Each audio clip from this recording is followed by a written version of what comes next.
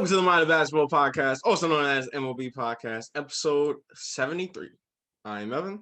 I'm Ja. And this is our basketball podcast where we recap, break down, analyze players and teams from previous games from previous day. How are you this Sunday, Ja? Holy Sunday, I guess. Holy Sunday? Yeah, you don't practice that religion. But yeah, Holy Sunday. Yeah, I don't. But hey, you just got to say it for the people who do. Yeah, Holy Sunday. Well, you practice a religion. You just a sinner. So don't do that. Yo. What?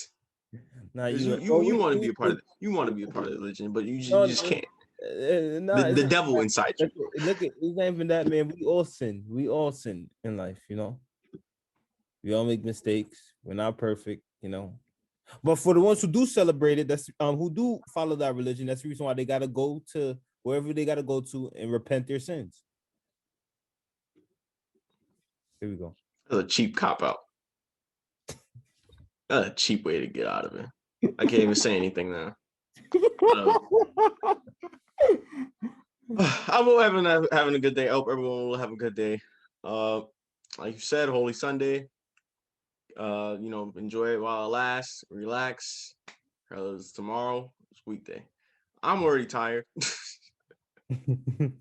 But I will push through like I always do. So let's talk basketball.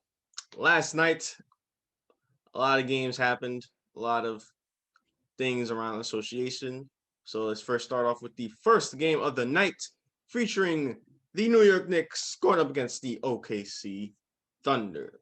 And this was the Thunder who got out early in the first quarter, got out to an early start, a hot start, early lead. The Knicks were struggling in that first quarter, but then they started to pick up the pace, made it competitive in that second quarter. And then in the second half, the Knicks really started to get going. RJ Barrett finished career high 32 on the night. Julius Randle with triple-double. IQ Emmanuel quickly coming off the bench, 21. And in that fourth quarter, they really closed this game out. As a result, it was the Knicks picking up the win.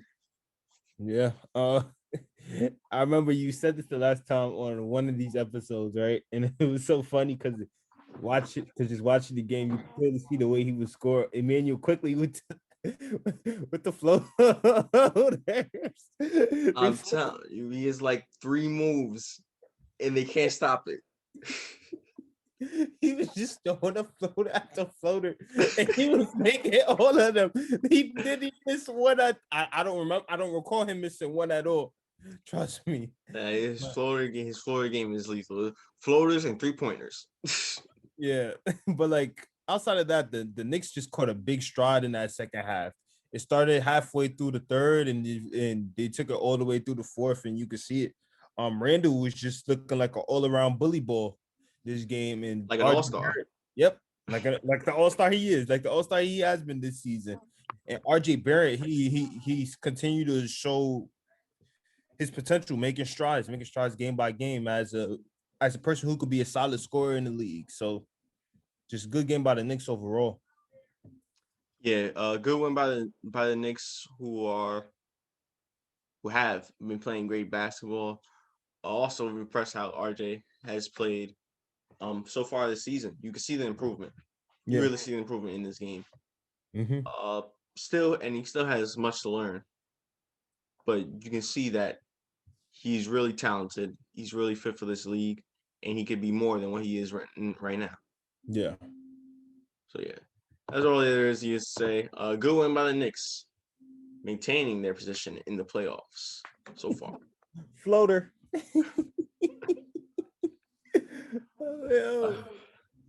All right, going to the top of the night, the last primetime game, the Mavericks and the Nuggets, or last primetime game of the day, not the last prime game that we will be discussing. The Mavericks and the Nuggets, and almost similarly to the Knicks and the Thunder game, it was the Nuggets who got out early. Yeah. Got out to that hot start. But towards the end, it was the Mavericks creeping up, getting into them. And then second quarter, the Nuggets really started to struggle. They really had made some mistakes, really couldn't get into their rhythm, and the Mavericks really took over in that second quarter and continued that from the end of the second quarter to that third quarter when they just went on a big run in the third quarter. And it was up by 20 in that third quarter. And the fourth quarter, the Nuggets tried to get back. I believe they got as close as 11. Yeah. But in the end, it was Luka and Porzingis showing out along with Josh Richardson, who had a good game for them, beating this Nuggets team who have been playing well. So that was a good performance by the Mavericks. So let me get your thoughts. Well, yeah, great game by the Mavericks, but I'm really disappointed by the Nuggets, like, execution and play down the stretch. Like, you had an opportunity to try to even take this game. You had an opportunity to take this game down the stretch, and they played like they had no true life. It was only Jokic out there who was playing like they had a chance to win in that fourth quarter, and nobody really felt like, and they couldn't get on a run. They just couldn't get on a run, and I felt like that was just poor enthusiasm and just bad execution. Don't look at me like that. Please don't. I know I fumbled that word. Please don't look at me like that. But they played with no energy. It looked like they had, even though they were down by 11, had a big opportunity to go on a run. They played with no energy, and they just let it go from there. Yeah, Dallas really had all the enthusiasm, as you so eloquently put it. The Mavericks, Porzingis. Anyway, Porzingis, you can see he really is the key in terms of their winning. Luka is always going to be Luka. Luka is clearly the best player and one of the best players in the league. But in terms for the Mavericks to get to where they want to get to, Porzingis has to be playing well. Porzingis has to have good games night in and night out. Porzingis has to stay healthy. They're gonna need Porzingis if they want to get into the playoffs, and they're gonna need Porzingis if they are in the playoffs. Yeah. And you see how it was last night. He can hit big shots when he has it going. He really has it going, especially from three-point land. Sometimes I don't really like when he takes that many threes and takes that many deep threes, especially at his size when he could be down low. But if he's hitting them, can't you upset with that? Yeah, you cannot complain about that at all. Yeah. As for the Nuggets, I mean, I'm not gonna complain too much about them. I feel like they could bounce back still. They have been playing really well as of late, so yeah, I think they'll be fine with this loss. But that's just really a great win by the Mavericks. Got to give credit to them. Yeah. All right, now to the middle game of the day. How would you start this off, John? Yeah, sure. The Nets versus Pistons, and that's all I got. I love the enthusiasm that you had. Yeah, I know. The Pistons put up a fight. You know what I mean? Had a great goal all around game. Sadiq Bey had 10 or 13.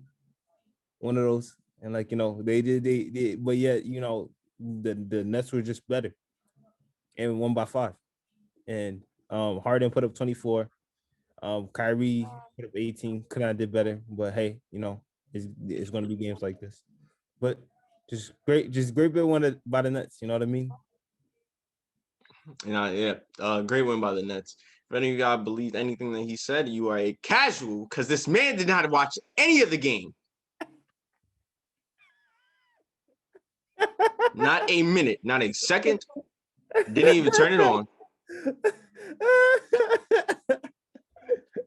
Hey man, look, I forgot. Calm down. You forgot. Look at. I don't do well with 3 games. Listen, well, the only reason why everything she said was technically right, but that's just because you just read off the stats. Hey, sometimes you need to bail yourself out. You got to be a stat reader. You know what I mean? This is what when you are listening to people online, you take everything that they say with a grain of salt. They can always be lying. They can always be. Look. I made the mistake one time. Called that. Look, don't crucify me for it. And listen, you like to love to get on the casual so much, and yet look at you, casual himself, the mind of basketball, right? The mind of basketball, the Look, mind of basketball. I know last episode I made a statement talking about how you joked around and said that stats don't lie, but the eye test don't lie either. And yet I kind of shot myself in the foot because now I gotta go with the stats. Yes, stats don't lie. Because I There's see the stats for eye everything. test. I ain't see the eye test. I ain't get to see the eye test. I ain't get to watch the game. That's my fault, fans. I didn't mean to do. I mean, audience. I didn't mean to do that. I messed up. Sorry. No, you shouldn't be. Well, since he is a casual for today's episode, I will try my best to talk about the Nets and these Pistons game. Spotlight on me, please. All right. The Nets and the Pistons did do battle, and some of what Josh said was correct. In fact, Kyrie in some parts of the game, he wasn't really struggling, but the Pistons tried their best to not make it a one-on-one game. Because when it was a one-on-one game, he was killing them. And not many people can stop Kyrie one-on-one. Don't nod your head. You don't know what I'm talking about. No, I do know what you're talking about. Kyrie 1-on-1. Come on now. I'm talking about the game. Yeah. Was the Pistons, what the Pistons do? What was their strategy against Kyrie? Double him?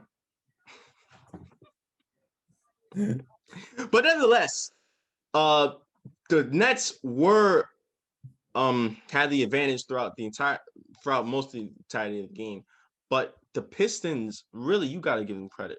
The way they fought, even though clearly they are not the better team, not even close to the better team, they have the worst record in the East, and yet they came out balling. Jeremy Grant, Sadiq Bey, Mason Plumlee, Delon Wright, Delon Wright. They had Rodney McGruger.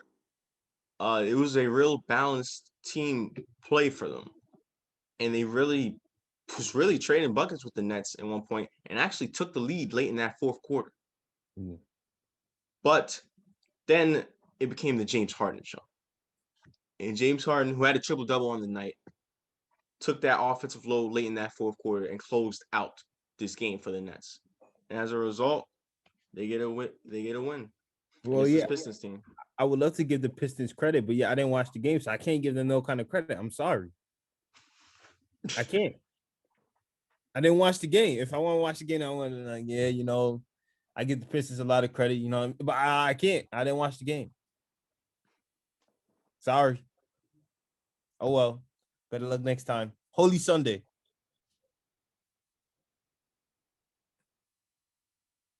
What? You want me to lie? I could be a casual again, or I could just be honest.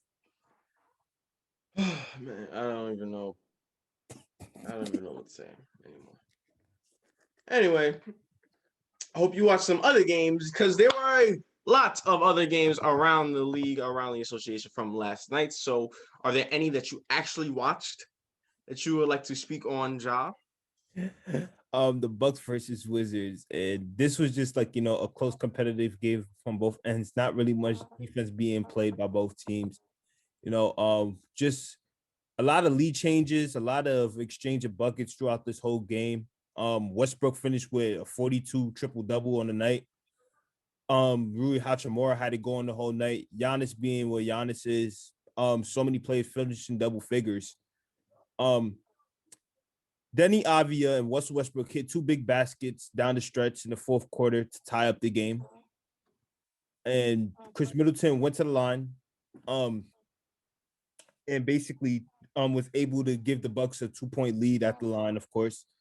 Westbrook had an opportunity to tie up the game, but then he missed, and as a result, the Bucks closed it out the line and won this game. So good fight by the Wizards, surprisingly.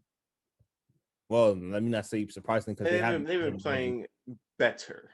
Yeah, but it just wasn't And even though they came close, it just wasn't enough, and the Bucks was able to take this 123 to 119. Yep. Despite Russell Westbrook's 43-point night, they still lost in the end due to Giannis and the Bucks. Giannis with 30 points and triple double on the night. Yeah. So yeah, great win by the Bucks, but a great fight by this Wizards team. Come to Milwaukee. I'm not stepping foot in Milwaukee. What? Any other game that you would like to speak on? I would like to also talk about the Timberwolves versus the Blazers. This was also a good competitive game. The Blazers had the lead for a majority of the first half until the Timberwolves start to find their stride, and as a result, then it became a close game from right then and then, in which it could not went either way, but then the fourth quarter hit, and it mainly became, and it was all Blazers, but mainly specifically the Melo and Dame show, in which they proceeded to hit shot after shot. The Blazers started to find their strides at the three.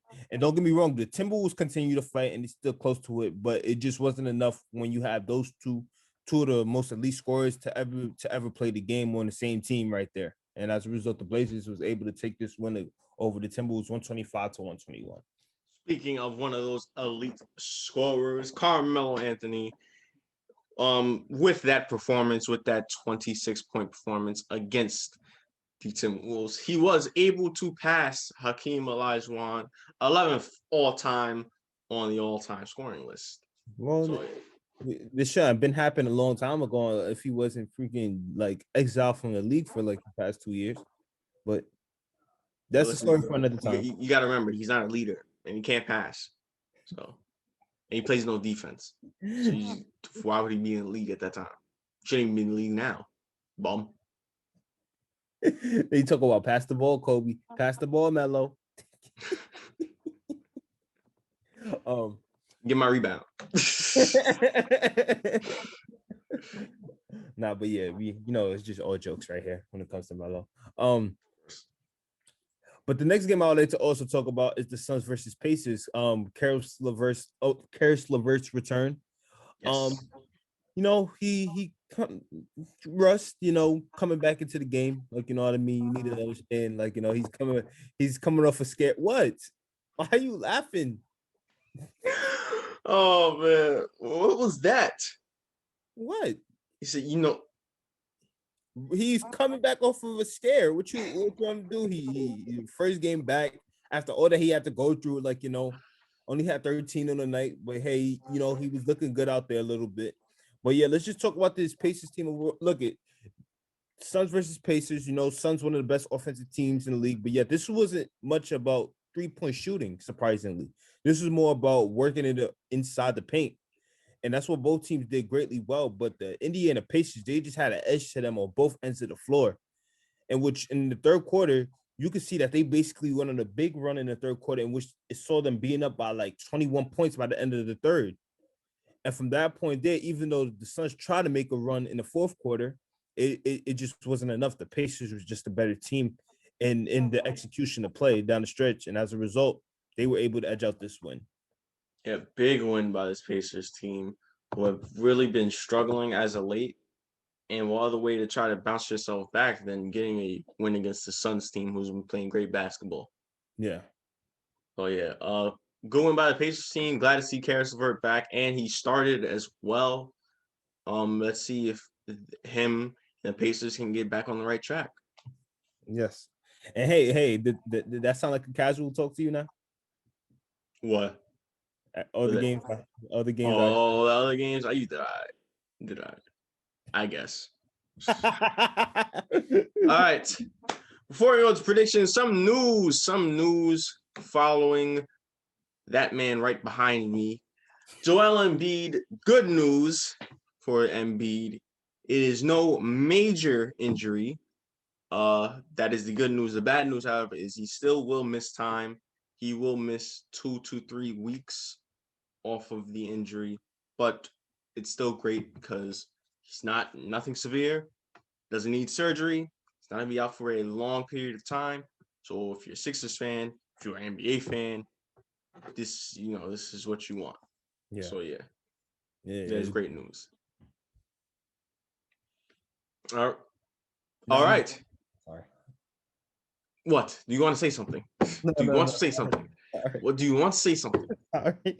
Every time you want to say something, I have a whole pause, like for you to speak. I know. I'm sorry. Jeez, pause larger than the Seinfeld's laugh track. I was going to say something, but then I got off track. Sorry. Come on. I have this whole long pause for you to speak, and then you don't take it, and then I speak, and then you want to speak. I don't know. It's hard. Sorry. Jeez, chemistry worse than Kyrie on the Celtics. Don't do that. All right. It is prediction time for tonight's set of games. A few interesting games. Some of them. What? Do we got 2 primetime games or 3 primetime games? So I can Oh, remember. so now you want to know. Well, listen, and I'll let you know. All right. First, starting off with the afternoon game, 2:00. It is the Grizzlies going up against the Thunder, trying to bounce back from the loss against the Knicks. Who you got? Grizz. Grizzlies as well. The first primetime game of the night, NBA TV, 4:00. It is the Utah Jazz going up against Stephen Curry and his Golden State Warriors. Who you got? You saw what the Jazz did to them the last time? You already know who I got. That's all I got to say. I got the Jazz as well. The next primetime game, NBA TV 6:30. The San Antonio Spurs going up against the Embiid-less 76ers. We got. I got the Spurs. I got the Sixers. Tobias Harris and Ben Simmons, you need y'all to step up. Big time. Big time. The Heat or the Magic? Heat. Heat. The Cavs or the Hawks? Hawks. Hawks. The Celtics or the Celtics or the Rockets? Celtics.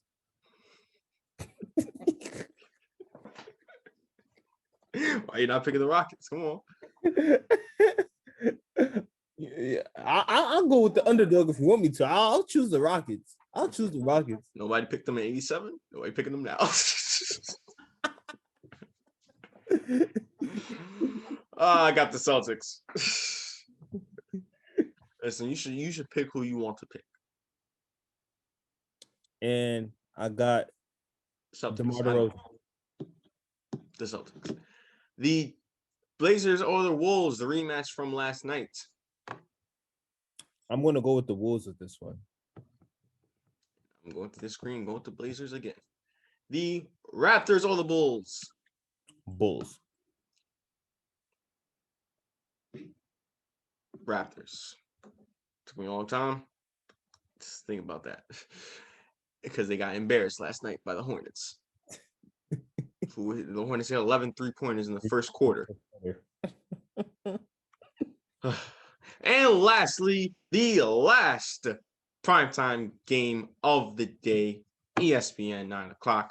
The Los Angeles Clippers going up against the New Orleans Pelicans. Clippers. It's nothing. I don't know what else you want me to say. Listen, man, they for some reason the Pelicans do good on this Sunday. Well, let me tell you something. The mailman don't live on Sundays, Carl. What is that? What? Who's the mailman on the Pelicans? Zion? Yeah. Well, Karl Malone said he had to play like 40 minutes a game because he's like, a 20-year-old. So, I guess. I'm not gonna say anything. I got the Clippers. You got the Clippers? Yes, I got the Clippers. Okay. All right. I think it's time to wrap things up. Any final thoughts? Don't be like me, you guys. Watch all the games. Don't be a casual. If you want to know, if you want to learn about the game, watch all the games. If you don't have to. Don't force yourself if you don't want to. Just don't try to argue with people about it. Please don't. I never try to argue with you about it. Am I talking about you? Oh, I'm just making sure. I know you love to talk about yourself, but not everything about you. Jeez. But yeah, don't be like him. Be like Mike. All right, with that being said, thank you guys for watching today's pod. Jeez, make sure to tune into tomorrow's podcast. Make sure you like, share, and subscribe. Also follow IG down in the description below. And once again, I'm Evan. I'm Ja. And this is Mind the Basketball Podcast.